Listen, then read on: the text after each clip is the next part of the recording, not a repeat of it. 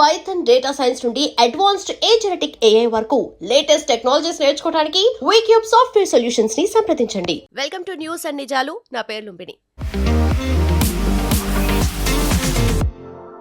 మన దేశంలో ఎలక్షన్స్ ఎలా జరుగుతాయి? కొన్ని స్టేట్ అసెంబ్లీస్కి ఒకసారి జరుగుతుంది, ఓవరాల్గా నేషన్ మొత్తము అంటే లోక్సభ ఎలక్షన్ ఒకసారి జరుగుతుంది, ఒక్కోసారి సైమల్టేనియస్లీ అవ్వచ్చు. బట్ కొన్ని రాష్ట్రాలకు ఒకసారి, మొత్తం దేశం అంతా ఒకసారి, కైండ్ ఆఫ్ ఎఫర్ట్స్ అన్నీ దాంట్లోనే పోతాయి, టైం అంతా దాంట్లోనే పోతుంది, అండ్ దానికి చాలా మ్యాన్ పవర్ కావాలి. అయితే ఇదంతా కాదు, మన దేశం మొత్తంకి అంటే బీట్ స్టేట్స్ కానీ దేశం మొత్తంలో లోక్సభకి కానీ ఒకేసారి ఎన్నికలు జరిగితే ఎలా ఉంటుంది? One nation one election, that is general elections. So ఇప్పుడు మళ్ళీ ఎన్డీఏ టేబుల్ మీదకి డిస్కషన్ తీసుకొచ్చింది. ఆబ్వియస్లీ కాంగ్రెస్ దీన్ని అపోజ్ చేస్తుంది, ఇదంతా అన్కాన్స్టిట్యూషనల్, యాంటీ డెమోక్రటిక్ అని చెప్పేసి. అసలు నిజంగా వన్ నేషన్ వన్ ఎలక్షన్ తీసుకొస్తే ఎలాంటి మార్పులు జరగచ్చు? ఇది నిజంగానే పాసిబుల్ అవుతుందా? ఎలాంటి అడ్వాంటేజెస్ మనకుంటాయి? డిస్కస్ చేద్దాం. ఈరోజు మనతో జాయిన్ అవుతున్నారు senior journalist Suresh Kochattil sir. Let's talk to him. నమస్తే. Hello sir. నమస్తే సార్. జమిలీ ఎలక్షన్స్ ఎప్పటి నుండో 2014లో మోడీ గవర్నమెంట్ వచ్చినప్పటి నుండి డిస్కషన్లో ఉంది. ఇప్పటికైతే పాసిబుల్ అవ్వలేదు అది. బట్ నిజంగానే వన్ నేషన్ వన్ ఎలక్షన్ వల్ల మనకు వచ్చే మేజర్ అడ్వాంటేజెస్ ఏంటి సార్? ఒకటి, మన దేశంలో ఎప్పుడు చూసినా ఎలక్షన్ నడుస్తూనే ఉంటుంది, పండుగలాగా. లోక్సభ ఎలక్షన్ అవుతుంది, మళ్ళీ అసెంబ్లీ ఎలక్షన్ అవుతుంది, దాని తర్వాత మున్సిపల్ ఎలక్షన్ అవుతుంది, దాని తర్వాత పంచాయతీ ఎలక్షన్ అవుతుంది, ఎంపీటీసీ, జెడ్పీటీసీ నడుస్తూనే ఉంటుంది ఎలక్షన్. ఒక్కొక్క ఎలక్షన్ టైంలో మోడల్ కోడ్ ఆఫ్ కాండక్ట్ వస్తుంది, అప్పుడు మీరేం పని చేయలేరు, కంప్లీట్గా ఫ్రీజ్ చేసేస్తారు పనులన్నీ. The staff, for example teaching staff, వీళ్ళని ఎలక్షన్ రోల్స్ క్లీనప్ చేయడంలో, ఇంటింటికి వెళ్ళి ఎలక్షన్ రోల్స్ అప్డేట్ చేయడానికి యూజ్ చేస్తారు. దాని తర్వాత ఎలక్షన్ ప్రాసెస్లో కూడా వాళ్ళని వాడుకుంటారు. దాంతో ఏమవుతుందంటే ఎడ్యుకేషనల్ మొత్తం స్కెడ్యూల్, క్యాలెండర్ డిస్టర్బ్ అవుతుంది పిల్లలది. అన్ని ఎలక్షన్లు స్కూల్లో నడుస్తారు, మోస్ట్లీ నడిపిస్తారు. సో స్కూల్ బంద్ చేయాల్సి వస్తుంది. సో ఇదొక పెద్ద ప్రాబ్లం అని ఎప్పటి నుంచో మనకు తెలుసు, కానీ దీనికి ఒక నిర్ణయం తీసుకోలేకపోతున్నారు. 1968 దాకా 4 సార్లు, that is from republic form అయిన తర్వాత 4 సార్లు మన దగ్గర లోక్సభ అండ్ అసెంబ్లీ ఎలక్షన్స్ అన్నీ, అప్పుడు కాంగ్రెస్ హయాంలో ఉండే, అన్నీ నడిచిందే one nation one election. So ఇప్పుడు కాంగ్రెస్ వారిని వ్యతిరేకించడం అనేది చాలా సర్ప్రైజింగ్, ఎందుకంటే వాళ్ళే చేశారు 4 సార్లు. మళ్ళీ మీరు అడగవచ్చు, దాని తర్వాత ఎందుకు 1968 తర్వాత ఎందుకు చేయలేదు ఒక వన్ నేషన్? దానికి కారణాలు ఏమంటే, ఆ టైం నుంచి ప్రెసిడెంట్స్ రూల్ స్టార్ట్ అయింది చాలా మటుకు స్టేట్స్లో. అంటే ఒక గవర్నమెంట్ మెజారిటీ లేకుండా పడిపోయింది, ఇంకొక గవర్నమెంట్ ఏమో వాళ్ళే డిసాల్వ్ చేసుకున్నారు, ఎలక్షన్ మళ్ళీ పెడదామని చెప్పేసి. అంటే 5 సంవత్సరాలు ఉన్న పీరియడ్లో 2 సంవత్సరాల తర్వాత వాళ్ళకి ఆ కౌన్సిల్ ఆఫ్ మినిస్టర్స్కి ఒక ఫీలింగ్ వచ్చింది, దట్ మేము ఇంకా ఎలక్షన్ నడిపించుకుంటే మేము ఇంకా సీట్లు వస్తాయి మాకని చెప్పి కౌన్సిల్ ఆఫ్ మినిస్టర్స్ రికమెండ్ చేస్తారు. Usually council of ministers headed by chief minister recommend చేస్తే అది గవర్నర్ అంగీకరిస్తారు యూజువలీ, దట్ ఈస్ డిజాల్వ్ చేసేస్తాం. రెండోదేమో నో కాన్ఫిడెన్స్ మోషన్ తీసుకొస్తారు ఆపోజిషన్, అప్పుడు గవర్నమెంట్ పడిపోతుంది ఎన్నో కేసెస్లో. అప్పుడు ఏమైందంటే 68 తర్వాత ఇట్లాంటి జరగడంతో అసెంబ్లీ స్కెడ్యూల్స్ అన్నీ మారిపోయింది. ఫర్ ఎగ్జాంపుల్ అన్ని ఎలక్షన్స్ ఒకటేసారి 68లో చేశారు.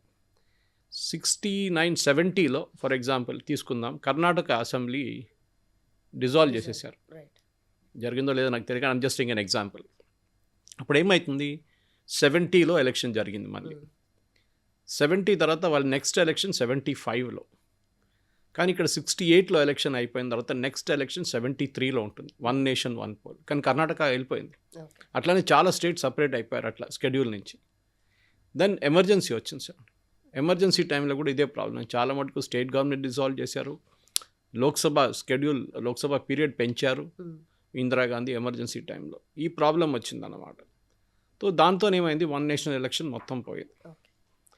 దీని గురించి చాలా కమిటీలు కూర్చున్నారు, వాళ్ళందరూ అగ్రీ చేశారు, కాదు ఇది మనం మళ్ళీ తీసుకురావాలి అని చెప్పేసి వాళ్ళు నిర్ణయం తీసుకున్నారు. మీరు చెప్పినట్ల దీనికి వాజ్పేయి గారి యొక్క కమిటీ ఒకటి ఉండే, వాళ్ళు కూడా రికమెండ్ చేశారు, as we should have one nation one election అని. లా కమిషన్ కూర్చున్నారు, 2 సార్లు రిపోర్ట్స్ పబ్లిష్ చేశారు, ఒక డ్రాఫ్ట్ రిపోర్ట్ పబ్లిష్ చేశారు, దాంట్లో కూడా we should have one nation one election అన్నారు. పార్లమెంటరీ కమిటీ కూర్చుని వాళ్ళు కూడా అన్నారు వన్ నేషన్ వన్ ఎలక్షన్ అని. కానీ ఒక నిర్ణయం తీసుకోవాలంటే అన్ని ఎలక్షన్స్ ఒకటే స్కెడ్యూల్లో తీసుకురావాల్సి, అంటే అప్పుడు 60లో డిస్టర్బ్ అయిందంతా ఒక రీవైండ్ చేసేటట్లా 60కి తీసుకురావాల్సి వస్తుంది. మనకు వీడియో రివైండ్ చేస్తాం చూడండి, లేకుంటే ఓటీటీ రివైండ్ చేస్తున్నట్టు మొత్తం తీసుకొచ్చి 68లో తీసుకొచ్చి మళ్ళీ ఆపాల్సి వస్తుంది. అప్పుడు కొన్ని గవర్నమెంట్స్కి టర్మ్ పెరుగుతుంది, కొన్ని గవర్నమెంట్స్కి టర్మ్ తగ్గుతుంది. పెంచలేము, పెంచడానికి చాలా పెద్ద ప్రాబ్లం, కానీ తగ్గించుకోవచ్చు.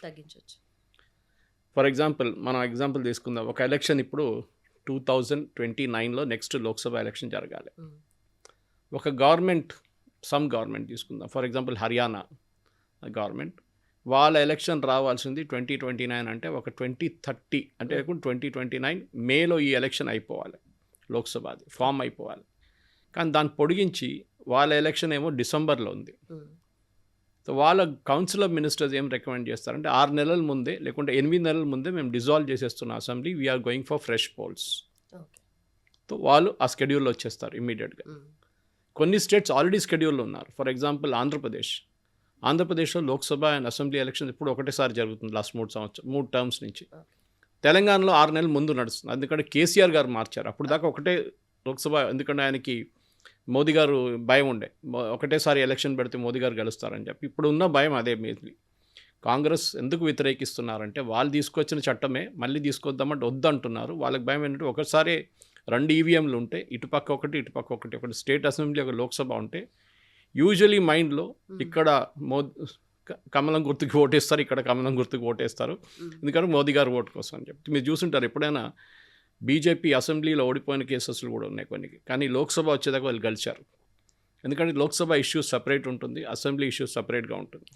అసెంబ్లీ మోర్ లోకల్ ఇష్యూస్ ఉంటుంది. మీరు అది మున్సిపల్ ఎలక్షన్ వచ్చేదాకా మళ్ళీ హైపర్ లోకల్ అయిపోతుంది. డ్రైనేజు, నీళ్లు, కరెంటు, ట్రాఫిక్ ఇవన్నీ ఉంటుంది అన్నమాట ఇష్యూస్. అసెంబ్లీకి వచ్చేదాకా కొంచెం పెద్ద సీరియస్ ఇష్యూస్, లోక్సభ రాగానే నేషనల్ లెవెల్ ఇష్యూస్ వచ్చేస్తుంది. సో అదొకటి భయం ఉండే. ఇప్పుడు రామ్నాథ్ కోవింద్ ఫార్మర్ ప్రెసిడెంట్ ఆధ్వర్యంలో ఒక కమిటీని పెట్టారు. ఆ కమిటీ అన్ని స్టేట్స్కి వెళ్ళి మాట్లాడి వాళ్ళు ఒక రిపోర్ట్ ఇచ్చారన్నమాట, that we should have simultaneous polls అని చెప్పి. సో దాని తర్వాత గవర్నమెంట్ దీన్ని ఒక బిల్లు రూపంలో మార్చుకున్నారు. ఆ బిల్లు పార్లమెంట్లో ఇంట్రడ్యూస్ చేసి దాన్ని ఒక జేపీసీకి పంపించారన్నమాట. సో మనం ఇప్పుడు చేయాల్సింది ఏంటంటే, ఇప్పుడు ఈ కమిటీ అన్ని స్టేట్స్కి వెళ్ళి అందరితో మాట్లాడుతున్నారు, స్టేక్ హోల్డర్స్ అని మాట్లాడుతున్నారు. Chief justice, former chief justice, present chief justice అని మాట్లాడారు. High court chief justice, high court judges retired and సర్వింగ్తో మాట్లాడుతున్నారు. బ్యూరోక్రాట్స్ అని మొంటెక్ సింగ్ అహ్లూవాలియా కానీ, హరీష్ సాల్వే కానీ, అభిషేక్ మను సింఘ్వి, గీతా గోపీనాథ్ ఐఎంఎఫ్, వీళ్ళందరితో మాట్లాడుతున్నారు ఏం జరుగుతుంది. ఓకే, ఫర్ ఎగ్జాంపుల్ జర్మనీలో ఒక ఎగ్జాంపుల్ తీసుకోవాలంటే, జర్మనీలో ఓట్ ఆఫ్ కాన్ఫిడెన్స్ ఒకటి ఉంది, నో కాన్ఫిడెన్స్ కాదు. ఏంటంటే గవర్నమెంట్కి డౌట్ వస్తుంది దట్ మా గవర్నమెంట్ పడిపోతుందో అని ఒక డౌట్ వచ్చినప్పుడు ఓట్ ఆఫ్ కాన్ఫిడెన్స్ తీసుకుంటారు. అంటే ఆపోజిషన్ కొంచెం వెనకకి వెళ్ళిపోతారు, వీళ్ళు మళ్ళీ ఓట్ ఆఫ్ కాన్ఫిడెన్స్ గెలిస్తే మళ్ళీ మేమేం చేయలేమని చెప్పేసి. ఆ మోడల్ తీసుకురావాలన్నా లేకుంటే మన దగ్గర ఉన్న ఓట్ ఆఫ్ నో కాన్ఫిడెన్స్నే ఉంచుకోవాలని చెప్పి ఒక డిఫరెన్స్ ఆఫ్ ఒపీనియన్ ఉందన్నమాట. సో ఇప్పుడు మనం అర్థం చేసుకోవాలి, 1 నేషన్ 1 ఎలక్షన్ ఎప్పుడు జరపచ్చు. నెక్స్ట్ 2029 లేకుంటే 2034 అప్పుడే కదా లోక్సభ ఎలక్షన్స్. 2029కి మనకి ఇంకా టెక్నికలీ 2 సంవత్సరాలే ఉన్నాయి, 3 అని చెప్పొచ్చు కావాలంటే, ఎందుకంటే మే కదా. సో ఇట్స్ అబౌట్ 2.5 years అని చెప్పొచ్చు. ఈ 2.5 yearsలో ఎట్లా జరపచ్చు. దీనికి ఫస్ట్ స్టెప్ మేబీ అన్నీ ఒకటేసారి కాదు, ఇమీడియట్గా చేయాల్సింది 22 స్టేట్స్ అండ్ యూనియన్ టెరిటరీస్లో బీజేపీ గవర్నమెంట్స్ ఉన్నారు, వాళ్ళు ఈజీగా కన్విన్స్ చేయొచ్చు. కానీ ప్రాబ్లం ఏమో ఇప్పుడు యూపీ ఎలక్షన్స్ ఉంది. యూపీ ఎలక్షన్స్ ఇప్పుడు 2027లో జరుగుతుంది. మళ్ళీ 29లో డిజాల్వ్ చేయమంటే యోగి ఆదిత్యనాథ్ గారు కొంచెం టెన్షన్ అయిపోతుంది. అది కూడా కదా కాస్ట్. అన్నిటికంటే మెయిన్ లుంబిని మనం అర్థం చేసుకోవాలి, కాస్ట్ ఆఫ్ ద ఎలక్షన్. మనం మ్యాన్ పవర్ గురించి ఒకటే మాట్లాడాము, కానీ కాస్ట్ ఉంటుంది. ఎంతోమందిని ఎలక్షన్ డ్యూటీలో పెట్టాలి, వాళ్ళకి పేమెంట్స్ ఉంటుంది, సెక్యూరిటీ ఫోర్సెస్ని మూవ్ చేయాలి. ఇప్పుడు కూడా 1 నేషన్ 1 ఎలక్షన్ అంటే చాలామంది అనుకుంటారు ఒకటే రోజు జరుగుతుంది ఎలక్షన్ అని. కాదు, ఎలక్షన్ 2 నెలలకు జరుగుతుంది as usual like Lok Sabha election, కానీ ఒకటే పీరియడ్ కోసం జరుగుతుంది. ఫర్ ఎగ్జాంపుల్ ఇప్పుడు 29లో జరిగింది అనుకోండి, 29లో జరిగితే మే ఎండ్ దాకా లోక్సభ షుడ్ బి కాన్స్టిట్యూటెడ్ అంటారు. కాన్స్టిట్యూట్ చేసిన తర్వాత దానికన్నా ముందు ప్రధానమంత్రి గారు వాళ్ళ మినిస్టర్స్ ఆఫ్ స్వేరింగ్ అని అయిపోతుంది. కానీ కాన్స్టిట్యూట్ చేశారని చెప్పి 1 జూన్లో అసెంబ్లీ లోక్సభ అన్ని కలవాలని లేకుంటే లోక్సభ మీటింగ్ జరగాలని ఏం లేదు, ఎక్కడ రాసి పెట్టలేదు. ఈ 1 నేషన్ 1 ఎలక్షన్లో మన చట్టంలో ఉన్న రూల్ ప్రకారం 1 నేషన్ కాదు, but whenever it is date ఏ రోజు కాన్స్టిట్యూట్ చేశారు, మీటింగ్ డేట్ ఆ రోజు నుంచి 5 సంవత్సరాలు. Okay. Okay, that is the count it should B అన్నమాట. సో అది వన్ నేషన్ వన్ పోల్ వచ్చినప్పుడు అది ఆటోమేటిక్గా అయిపోతుంది అనమాట. 5 ఇయర్స్కి అక్కడి నుంచి తీసుకుంటాం. అప్పుడు సేమ్ టర్మ్ ఉంటుంది కదా సార్ పీఎంకి అండ్ సీఎంస్కి అందరికీ.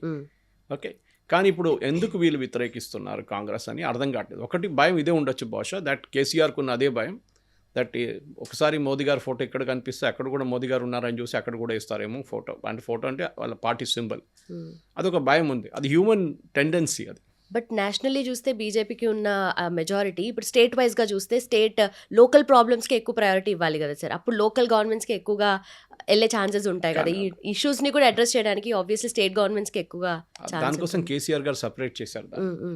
దానికోసం ఆయనకి ఫస్ట్ ఒక టైం మెజారిటీ వచ్చింది. దాని నెక్స్ట్ ఎలక్షన్లో ఆయన ఓడిపోయారు. ఓకే, ఇన్స్పైట్ ఆఫ్ ప్రీపోన్ చేసిన తర్వాత కూడా బీజేపీకి 8 లోక్సభ సీట్లు 8 అసెంబ్లీ సీట్లు వస్తే 8 లోక్సభ సీట్లు కూడా వచ్చినాయి. అప్పుడు ఆలోచించండి, టెక్నికలీ బీజేపీకి 8 into 6 48 అసెంబ్లీ సెగ్మెంట్ రావాలండి. ఒక లోక్సభలో 6 నుంచి 7 అసెంబ్లీ సెగ్మెంట్ ఉంటుంది. సో 6 తీసుకుందాం. 8, 6, 48 అక్కర్లేదు, మీరు 35 తీసుకోండి. 30 తీసుకోండి. బీజేపీకి 30, తెలంగాణలో 30 అసెంబ్లీ సీట్లు రావాలండి. ఎందుకంటే 6 నెలల ముందు ఎలక్షన్ జరిగింది. కానీ వాళ్ళకి 8 వచ్చింది. కానీ లోక్సభకు వచ్చిన వాళ్ళకి 8 లోక్సభ సీట్లు వచ్చేసినాయి. టెక్నికల్ చెప్పాలంటే వాళ్ళకి 2 రావాలి. ఈ కౌంట్ చూస్తే మీద అన్నమాట, అసెంబ్లీ సెగ్మెంట్ చూస్తే 1, 2 రావాలంతే. కానీ వాళ్ళకి 8 వచ్చింది. అప్పుడే మీకు తెలిసిపోతుంది దట్ లోక్సభ ఇంకొక కౌంట్ మీద నడుస్తుంది, రాజ్యసభ స్టేట్ అసెంబ్లీ ఏమో ఇంకొక కౌంట్ మీద నడుస్తుంది. బట్ ఓటర్ ఏమో ఆలోచించాలి సార్. ఇప్పుడు మాకు అంటే ఇప్పుడు లోకల్ గవర్నమెంట్ ఉందనుకోండి, లోకల్ స్టేట్ గవర్నమెంట్ ఉందనుకోండి, ఇక్కడున్న పార్టీస్ ఉంటే మా ప్రాబ్లమ్స్ వినడానికి దగ్గరగా ఉంటారు అని చెప్పేసి. నేషనల్ లెవెల్ అంటే పెద్ద పెద్ద ప్రాబ్లమ్స్, మా చిన్న చిన్న ప్రాబ్లమ్స్ ఇగ్నోర్ చేస్తారు కదా అని ఉంటుంది కదా. సైకాలజీ అంటే మీకు ఆ బూత్లో వెళ్ళినప్పుడు ఆలోచించడానికి టైం ఉండదు. స్పెషలీ మీ ఎడ్యుకేటెడ్ పీపుల్కి ఏంటంటే వాళ్ళకి కొంచెం మెంటల్ థింకింగ్ ఉంటుంది. ఇక్కడ వేసేటప్పుడు మీకు ఫస్ట్ ఆఫ్ ఆల్ ఆ ఈవీఎంలో ఎంటర్ అయినప్పుడు మీకున్న 30 సెకండ్లు మ్యాక్సిమం. మీరు ఇక్కడ చూస్తారా ఇక్కడ చూస్తారా, లేకుంటే ఒకదాని పక్కన ఒకటి పెడితే ఇంకా కన్ఫ్యూజన్. బట్ డెసిషన్ ముందే తీసుకుని ఉంటాం కదా. తీసుకుని కానీ ఆ బూత్కి వెళ్ళినప్పుడు సడన్గా సరే ఇక్కడ కమలం ఇక్కడ కమలం అని కొట్టేస్తారు. ఇక్కడ చేయి గుర్తు ఇక్కడ చేయి గుర్తు అని అది కూడా జరగవచ్చు, 2 వైపులు జరగవచ్చు. అది కన్ఫ్యూజన్ ఉందన్నమాట. సో ఎవరు వ్యతిరేకిస్తారో వాళ్ళకే భయం ఉంటుంది, అది గుర్తుపెట్టుకోండి. ఎవరు గెలుస్తారనే పార్టీ ఉంటుందో వాళ్ళకి భయం ఉండదు. చేయండి మీరు అంటారు. ఎవరు ఓడిపోతారో, ఓడిపోవడానికి ఛాన్సెస్ ఉందని ఆలోచన, థ్రెట్ ఉందని ఆలోచన, వాళ్ళకి భయం ఉంటుంది, వాళ్ళు అపోజ్ చేస్తారు, చేయకూడదు అని చెప్పేసి. సో న్యాచురలీ కాంగ్రెస్ దానికే వ్యతిరేకిస్తున్నారు. దీనికి మనం అర్థం చేసుకోవాలంటే ఈ డిఫరెంట్ టైమ్ లైన్స్ పెట్టినప్పుడు ఖర్చుల గురించి మనం మాట్లాడాం, ఎడ్యుకేషన్ సెక్టర్ గురించి మాట్లాడాం మనం. ఇంకోటి ఏంటంటే ఒకటి మనం అర్థం చేసుకోవాలి ఈ సీట్స్ గురించి. ఇప్పుడు 8 సెక్షన్ మన కాన్స్టిట్యూషన్లో ఉన్న మన కాన్స్టిట్యూషన్ ఫ్రేమర్స్ పెట్టిన 81, 82, 83 సెక్షన్ చూసుకుంటే, ఆర్టికల్స్ చూసుకుంటే, ఈ సెన్సస్ చేసిన దాని ప్రకారమే 91 సెన్సస్ మీదే 550 సీట్లు మ్యాక్సిమం అని చెప్పి లోక్సభకి పెట్టారు. మనం ఇప్పుడు 543, 541 అని మాట్లాడుకుంటాం, కానీ ఈ ప్రజెంట్ లోక్సభకి 550 సీట్ల దాకా వెళ్ళొచ్చు.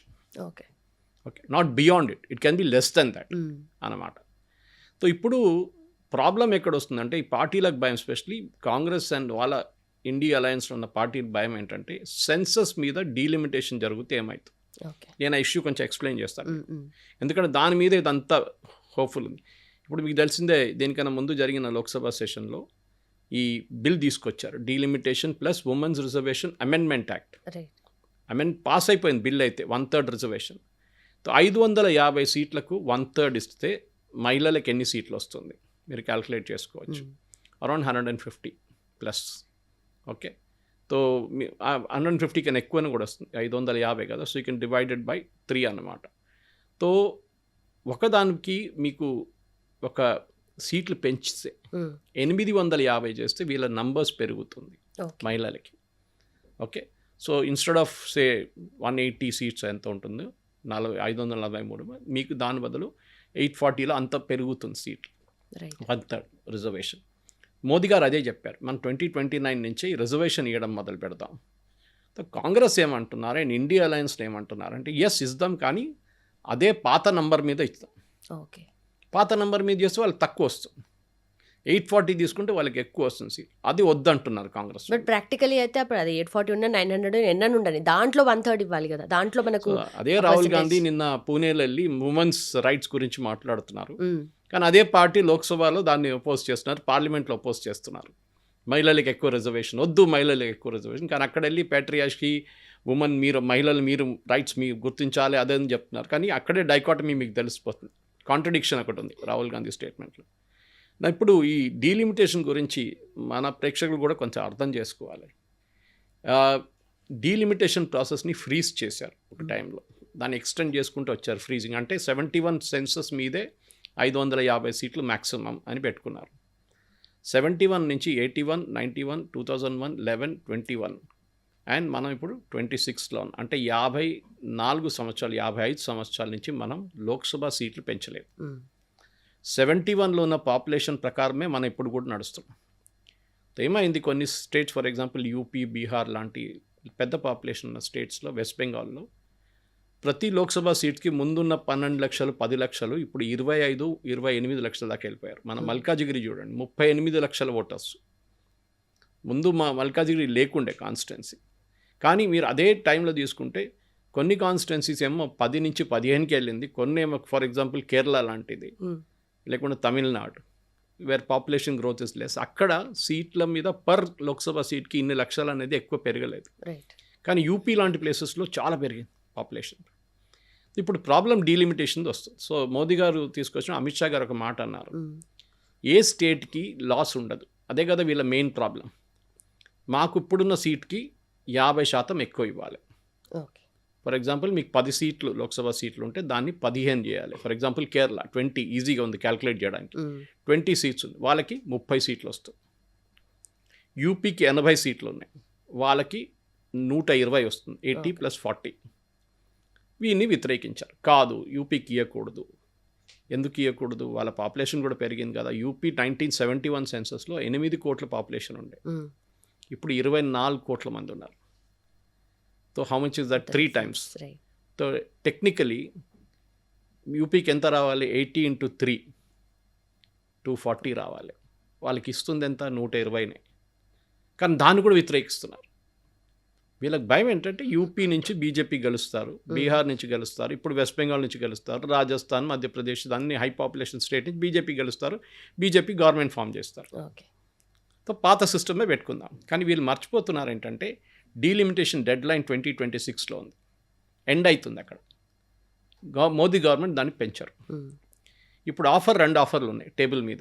ఒకటి, women's reservation bill amendment act pass చేసి దాంతో డీలిమిటేషన్ పాస్ చేస్తే మోదీ గవర్నమెంట్కి కంట్రోల్ ఉంటుంది, వాళ్ళు అష్యూర్ చేయగలరు దట్ మీకు మినిమం 50% మీకు పెంచుతాము అని. రేవంత్ రెడ్డి గారు స్వాగతించారు దాన్ని. మంచిదే కదా, మన అసెంబ్లీలు కూడా సీట్ పెరుగుతుంది, లోక్సభలు కూడా పెరుగుతుంది. కానీ వాళ్ళ పార్టీ ఏమో ఢిల్లీలో వ్యతిరేకిస్తున్నారు దాన్ని.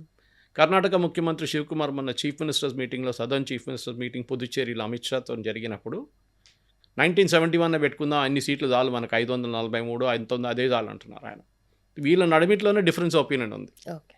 శివకుమార్ భయం ఏంటంటే సీట్లు పెంచితే మళ్ళీ బీజేపీ కర్ణాటకలో గెలుస్తారేమో, అదొక భయం ఉంది ఆయనకి. ఇప్పుడు ఏం జరుగుతుంది? ఆ హైపోథెటికల్ సిచ్యువేషన్ తీసుకుందాం మనం. ఈ లోక్సభ, ఇప్పుడున్న లోక్సభ 2029 దాకా ఉంది. డీలిమిటేషన్ కమిషన్ నెక్స్ట్ సెన్సస్ తర్వాత 2026 సెన్సస్, అది 27లో 28లో కూడా పబ్లిష్ కావచ్చు.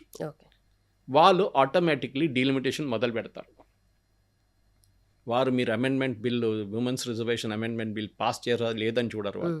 ఎట్లయినా మహిళలకి 1/3 వస్తుంది. 540 మీద ఉండొచ్చు, లేకుంటే 843 ఉండొచ్చు. ఇప్పుడు ఏం జరుగుతుంది? ఇది యాక్సెప్ట్ చేయకపోతే, ఇప్పుడున్న అమిత్ షా గారు ఆఫర్ ఇచ్చింది, మోదీ గవర్నమెంట్ ప్రపోజ్ చేసిన మినిమం 50% అంగీకరించుకుంటే నెక్స్ట్ డీలిమిటేషన్ కమిషన్ వచ్చేస్తుంది.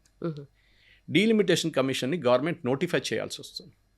దాంట్లో కమిటీస్ సెటప్ చేస్తారు. ఒక సుప్రీంకోర్టు రిటైర్డ్ చీఫ్ జస్టిస్ ఉంటారు, నేషనల్ లెవెల్ కమిషన్ ఒకటి, దెన్ ఆర్ సర్వింగ్ ఇప్పుడు ఇవ్వరు, వాళ్ళు రిటైర్డ్ ఉంటారు అనుకోండి. దాంతోపాటు ఒక స్టేట్ గవర్నమెంట్ నుంచి, స్టేట్ హైకోర్ట్స్ నుంచి ఒక రిటైర్డ్ అయిన ఒక 5 ఉంటారు, 4 మంది ఉంటారు. దెన్ బ్యూరోక్రాట్స్ కొంతమంది రిటైర్డ్ వాళ్ళు ఉంటారు, స్టాటిస్టికల్ కమిషన్, ఒక పెద్ద కమిటీ ఉంటుంది నేషనల్ లెవెల్. అదే లెవెల్లో స్టేట్ లెవెల్లో కూడా కమిటీస్ని పెడతారు. నా ఏమవుతుందంటే ఒకటే స్టేట్ కమిటీ పెట్టారనుకోండి, వీళ్ళు మొత్తం దేశం అంతా తిరగాలంటే వీళ్ళకి ఇంకొక 2 సంవత్సరాలు పడుతుంది. సో వీళ్ళేం చేస్తారంటే యూజువల్లీ ఇప్పుడు చేయబోతున్నారు 4 స్టేట్కి ఒక కమిషన్ పెడతారు. That's called state commission. Okay. Delimitation state commission. ఈ డీలిమిటేషన్ స్టేట్ కమిషన్ ఈ 3 స్టేట్ 4 స్టేట్లు తిరిగితే వాళ్ళు ఒక 6 నెలల లోపల కవర్ చేసుకోవచ్చు మ్యాక్సిమం. దానికన్నా ముందు కూడా అయిపోతుంది. దాని మీద సెంట్రల్ కమిషన్ డీలిమిటేషన్ వాళ్ళు దీన్ని స్టడీ చేస్తారు. ఏమైనా కాంట్రడిక్షన్స్ ఉంటే డిస్కస్ చేసి దానికి కొంచెం మార్పులు తీసుకొస్తారు. అక్కడ గవర్నమెంట్కి కంట్రోల్ లేదు. సెంట్రల్ గవర్నమెంట్ ఇప్పుడు ఇచ్చిన హామీ అప్పుడు పనికి రాదు. Okay. Only as per constitution 81, 82, 83 article ప్రకారం it will be decided on the basis of population. Population ఒకటే క్రైటీరియా ఉంటుంది. సో యూపీకి బెనిఫిట్ అయిపోతుంది, బీహార్కి బెనిఫిట్ అయిపోతుంది, తమిళనాడుకి లాస్ అవుతుంది, కేరళకి లాస్ అవుతుంది, తెలంగాణకి లాస్ అవుతుంది. సదర్న్ స్టేట్స్ అన్నిటికీ మ్యాక్సిమం. ఎందుకంటే మీరు ఇప్పుడు మోదీ గారు ఇచ్చిన ఆఫర్ తీసుకుంటే మీకు లాస్ లేదు. ఒకసారి డీలిమిటేషన్ వస్తే ఈవెన్ సెంట్రల్ గవర్నమెంట్ అథారిటీ లేదు, మీరు హైకోర్టులో కూడా ఛాలెంజ్ చేయలేరు. సుప్రీంకోర్టు ఒకటే ఛాలెంజ్ ఉంటుంది. యూజువలీ సుప్రీంకోర్టు దాన్ని యాక్సెప్ట్ చేయరు పిటిషన్స్ని. సో రేపు బేస్డ్ ఆన్ పాపులేషన్ యూపీకి 220 సీట్లు ఇస్తే మీరు ఏం చేయలేరు. అది జరుగుతుంది కూడా డీలిమిటేషన్ కమిషన్లో. ఇది వీళ్ళు అర్థం చేసుకుంటలేరు. ఈ రాహుల్ గాంధీ ఇది బిగ్గెస్ట్ డిసడ్వాంటేజ్ ఏంటంటే ఆయన అడ్వైజర్స్ అట్లా ఉన్నారు, ఆయన అడ్వైజ్ చేస్తున్నారు. ఇమీడియట్గా ఆ రోజు అమిత్ షా గారు చెప్పారు, మీకు గుర్తుంటుంది పార్లమెంట్లో, నాకు గంట సేపు టైం ఇవ్వండి, I will modify this and come back to you అన్నారు. No, we will not allow, మేము బిల్ని డిఫీట్ చేస్తామంటే గవర్నమెంట్ బిల్ విత్డ్రా చేసుకున్నారు. ఇది పెద్ద తప్పు వాళ్ళు చేసింది. ఎందుకంటే ఇప్పుడున్న దాని ప్రకారం ఇప్పుడు జేపీసీ ఒక జాయింట్ పార్లమెంటరీ కమిటీ డిస్కస్ చేస్తున్నారు. ఏది నాట్ డీలిమిటేషన్, వాళ్ళు డిస్కస్ చేస్తుందంటే ఈ 1 నేషన్ 1 ఎలక్షన్ డిస్కస్ చేస్తున్నప్పుడు దాన్ని ఈ సెన్సస్ని డీలిమిటేషన్ని 3 కలుపుతున్నారు. సో 2029 ఎలక్షన్లో మనకి 840 సీట్లు కావాలా, లేకుంటే 2034 ఎలక్షన్లో 840 సీట్లు కావాలా. ఐదర్ వే 26లో డీలిమిటేషన్ స్టార్ట్ కావాల్సిందే. ఓకే, మీరు అగ్రీ చేయకపోతే సెంట్రల్ గవర్నమెంట్ నోటిఫై చేయాల్సిందే. వాళ్ళకి ఇంకా దాన్ని పొడిగించడానికి ఛాన్సే లేదు. అన్లెస్ వాజ్పేయి గారు చేసినట్ల దీన్ని మళ్ళీ పొడిగించి ఇంకొక 5 సంవత్సరాలు తీసుకెళ్తే దెన్ ఇట్స్ అ డిఫరెంట్. అది చేయరు మోదీ గవర్నమెంట్. ఎందుకంటే వాళ్ళకి కావాలి డీలిమిటేషన్, వాళ్ళే ప్రపోజ్ చేస్తున్నారు కదా, వాళ్ళు ఎందుకు వ్యతిరేకిస్తారు? ఇది జరుగుతుంది అనమాట. సో ఇప్పుడున్న దాని ప్రకారం ఈ state population, so for example మనం ఒక ఎగ్జాంపుల్ తీసుకుందాం. యూపీలో ఫర్ ఎగ్జాంపుల్ ఇప్పుడున్న 71 సెన్సస్ ప్రకారం, మోదీ గవర్నమెంట్ ఇచ్చిన ప్రపోజల్ ప్రకారం 71 సెన్సస్ ప్రకారం వీళ్ళు సీట్లు కేటాయిస్తారు, డబుల్ చేసేస్తారు. For example Kerala 20 to 10 30 seats పెరిగింది, 30 సీట్లు అయిపోయినాయి మొత్తం. ఈ 30 సీట్లకి 2002 సెన్సస్ తీసుకుంటారు, నాట్ 2026 దాకా వెయిట్ చేయక్కర్లేదు. 2002 సెన్సస్ తీసుకొని, ఎందుకంటే ఈ సెన్సస్ డిలే కావచ్చు, 29 దాకా కూడా. So they will take the 2002 census. So 1971 to 2002 పెరిగిన పాపులేషన్ తీసుకొని, ఎందుకంటే దాని తర్వాత నెక్స్ట్ సెన్సస్ జరిగింది 2011లో, 21లో జరగలేదు, కోవిడ్ వచ్చింది.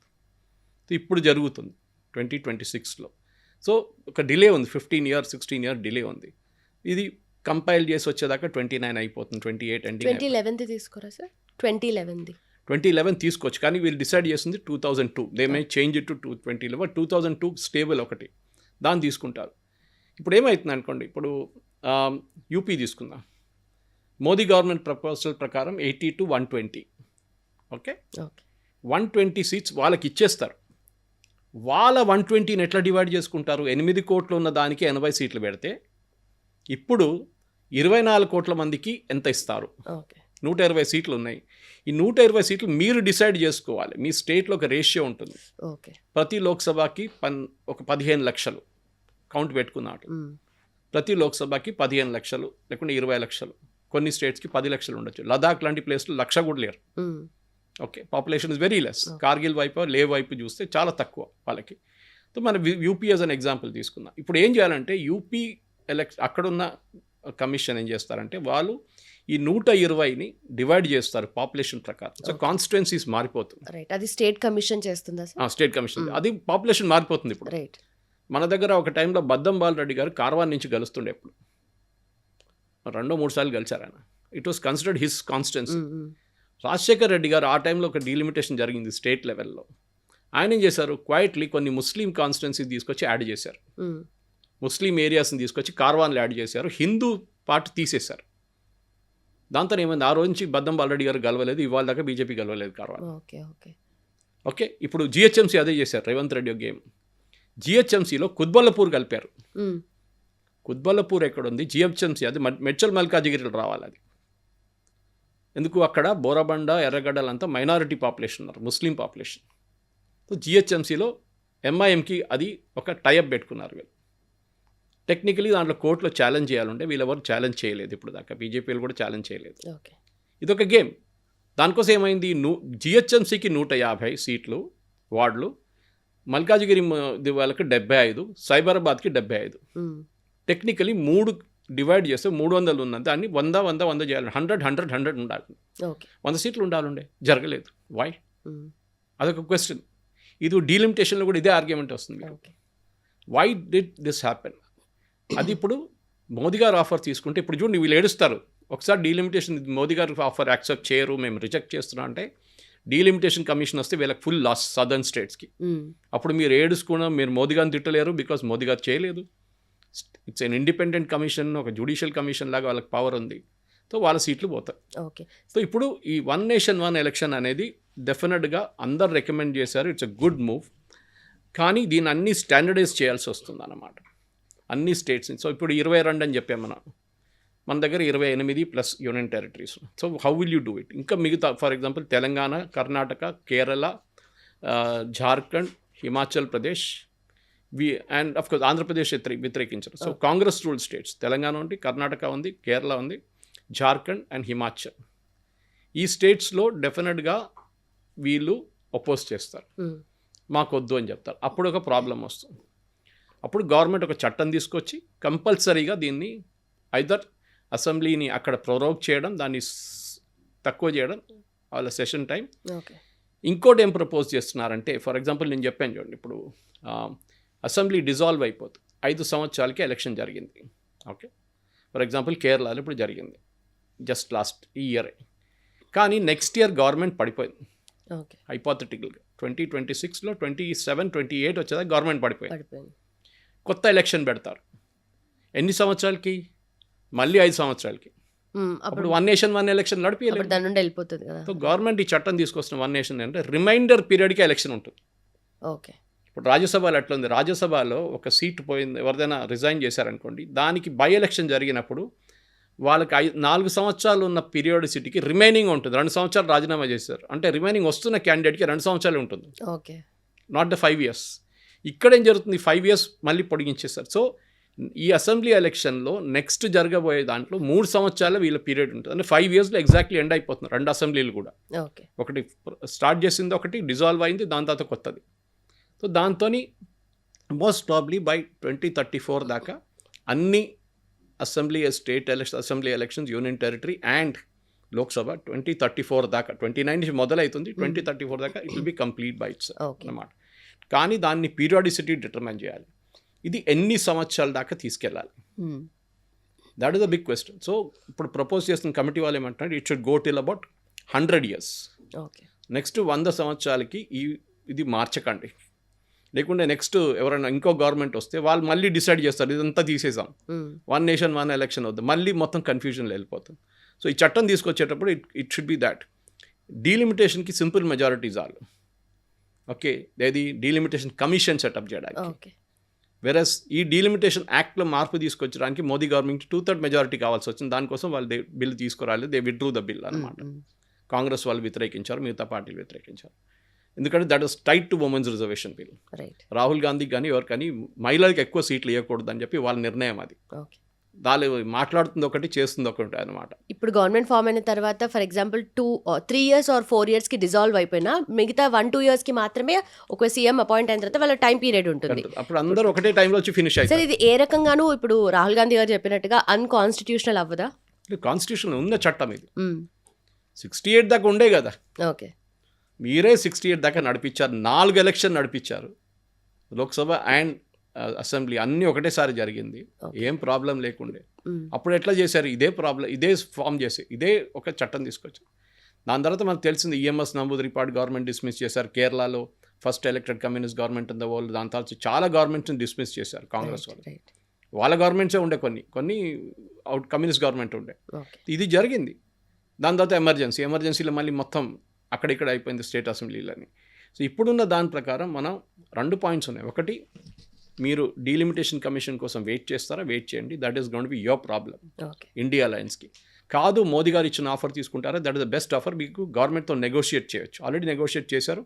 మినిమం 50% పెంచుతామంటున్నారు. ఓకే. ఇప్పుడు జరగబోతుంది ఏంటంటే, డీలిమిటేషన్ కమిషన్ వస్తే కేరళది మోదీ గారు ఇచ్చిన 30 సీట్లు, అంటే మోదీ గవర్నమెంట్ ఇచ్చిన 30 సీట్లు, అంటే 20 ఎగ్జిస్టింగ్ ప్లస్ 10, బహుశా అది 22 కావచ్చు, లేకుంటే 24 ఉండొచ్చు.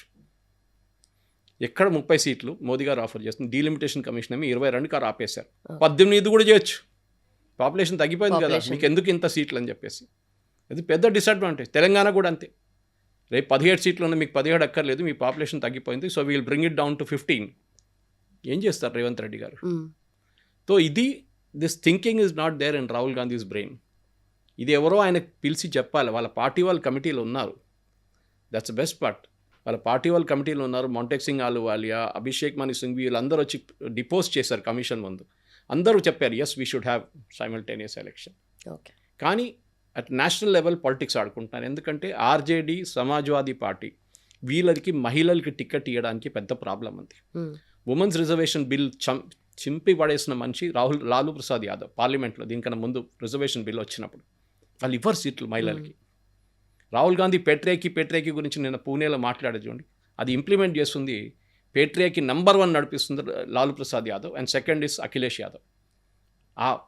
వాళ్ళ దగ్గర టెండెన్సీ ఉంది మహిళలకి ఇవ్వకూడదు. ఇస్తే కూడా వాళ్ళ ఫ్యామిలీ నుంచి, డింపుల్ యాదవ్ వాళ్ళ వైఫ్, రాబ్రీ దేవి ముఖ్యమంత్రి, వాళ్ళ కూతురు మీసా భారతి, వాళ్ళకే టికెట్లు ఇస్తారు ఫ్యామిలీలో. కానీ బయట నుంచి ఒక ఇండిపెండెంట్గా ఒక మహిళ వచ్చి పోటీ చేయడం వీళ్ళకి ఇష్టం లేదు. Okay. They don't want to take orders from a women. వాళ్ళకి నచ్చదు అది, వాళ్ళ యాటిట్యూడ్లో ఉంది అది. ఇప్పుడు జరుగుతుంది ఏంటంటే, ఇప్పుడు ఈ మహిళలకి ఈ రిజర్వేషన్ ఇవ్వడమే పెద్ద ఇష్యూ అయిపోయింది. ఇది 543 మీద ఇద్దామా 840 అని ఇది డిసైడ్ చేయాలి. అక్కడ ఒక కాన్స్టిట్యూషనల్ అమెండ్మెంట్ రావాల్సి వస్తుంది. ఇంకోటి 1 నేషన్ 1 ఎలక్షన్ కూడా 2/3 మెజారిటీ కావాల్సి వస్తుంది. It's a constitutional amendment. కానీ దీనికి కాంగ్రెస్ సహకరిస్తారా లేదా అనేది పెద్ద ఒక ప్రశ్నగా మిగిలిపోతుంది. ఎందుకంటే చేయకపోతే 1 నేషన్ 1 ఎలక్షన్ కాకుండా అట్లనే మిగిలిపోతుంది. Cost of elections will be double. కానీ బీజేపీ గవర్నమెంట్స్ ఏం చేస్తారు, వాళ్ళు 22 స్టేట్ గవర్నమెంట్లు ఒకటే చట్టం తీసుకొచ్చి, అంటే ఒకటే డిజాల్యూషన్ తీసుకొచ్చి వాళ్ళందరూ లోక్సభతో చేస్తారు. దాంతో ఏమవుతుంది, వాళ్ళకి అడ్వాంటేజ్ ఉంటుంది ఆ స్టేట్స్లో. అది వీళ్ళు అర్థం చేసుకుంటలేరు. వీళ్ళకి అడ్వాంటేజ్ ఉండబోతుంది కర్ణాటక, తెలంగాణ అండ్ కేరళ, చిన్న స్టేట్స్. ఒకటి హిమాచల్ ప్రదేశ్, ఇంకోటి కోalition గవర్నమెంట్ జార్ఖండ్. దీని తర్వాత వాళ్ళకి అడ్వాంటేజ్ ఎక్కడ లేదు. సో ఇదొక పెద్ద ప్రాబ్లంగా కాంగ్రెస్కి వచ్చేస్తుంది. రేపు కానీ ఎల్లుండి వాళ్ళ గవర్నమెంట్సే అంటారు మనం ఒకటేసారి చేసుకుందాం ఎలక్షన్, మనకి ప్రాబ్లం ఉండకూడదని చెప్పి. ఎందుకంటే మనం చూసిన చాలా మటుకు ఇది ఆర్టికల్ 368 కింద ఇది 2/3 మెజారిటీ కావాల్సి వస్తుంది. ఈ జేపీసీకి పంపించిన రిపోర్ట్ 2024, మనం ఇప్పుడు 26లో ఉన్నాం, డిసెంబర్ 24లో పంపించారు. వాళ్ళు కూడా డెఫినెట్లీ ఇప్పుడు సబ్మిట్ చేస్తారు. ఆల్రెడీ లాస్ట్ లెవెల్ మీటింగ్స్లో ఉన్నారు. చూడాల్సింది మనం 1 నేషన్ 1 ఎలక్షన్ జరుగుతుందా లేదా. జరగకపోతే అట్లీస్ట్ ఒక ఫార్మాట్లో జరగబోతుంది 2029లో. ఏంటి, ఈ 22 BJP state governments plus national government Lok Sabha ఒకటేసారి జరుగుతుంది. Right sir. ఎప్పటి వరకు తెలుస్తుంది సార్ ఇది? చూడాలి. 2029లో అయితే ఫస్ట్ స్టెప్ ఈ 22 state governments plus union territories నడుస్తుంది. మిగతా 5-6 మిగిలిపోతుంది. కానీ ఆల్ ఓవర్ ఇండియా ఒకటేసారి జరుగుతుంది. అఫ్కోర్స్ ఈ 2 నెలల్లో టైం తీసుకుంటుంది. ఎలక్షన్ అంటే మన దగ్గర ఒక రోజు జరగదు, ఎందుకంటే సెక్యూరిటీ ఫోర్సెస్ని మూవ్ చేయాల్సి వస్తుంది.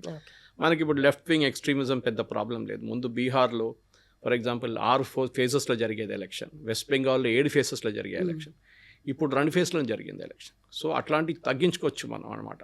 ఎందుకంటే స్కూల్ ఎగ్జామ్ జరిగిన తర్వాత ఇమ్మీడియట్లీ ఏప్రిల్ మేలో మొదలవుతుంది. ఒక్కొక్కసారి ఫిబ్రవరి ఎండింగ్ నుంచే స్టార్ట్ అవుతుంది ప్రాసెస్. సో ఇప్పుడు ఏమవుతుందంటే ఒకటేసారి చేస్తున్నప్పుడు ఈ 2 నెలల్లోనే ఫినిష్ చేసుకోవచ్చు. మీరు ప్లాన్ చేసుకోవచ్చు, స్కూల్ ఎప్పుడు ఓపెన్ చేయాలి, ఎప్పుడు క్లోజ్ చేయాలి, కాలేజెస్ ఎప్పుడు క్లోజ్ చేయాలి, ఎప్పుడు ఓపెన్ చేయాలని చెప్పేసి. టీచర్లు ఎప్పుడు ఫ్రీ అయిపోతారు, కౌంటింగ్ మళ్ళీ టీచర్ని వాడుకుంటారు. సో ఇదంతా ప్రాసెస్ ఫినిష్ చేస్తే ఒక 1 మంత్లో ఫినిష్ చేస్తే చాలా బాగుంటుంది. చూడాల్సింది. కానీ దీన్ని సహకరిస్తే కాంగ్రెస్ మంచిది. రెండవది ఇండియా అలయన్స్ ఈ డీలిమిటేషన్తో పోకపోతే వాళ్ళకే నష్టం. నేను ఎక్స్ప్లెయిన్ చేశాను ఎట్లా జరుగుతుంది. Perfect sir. Thank you so much. Thank you very much.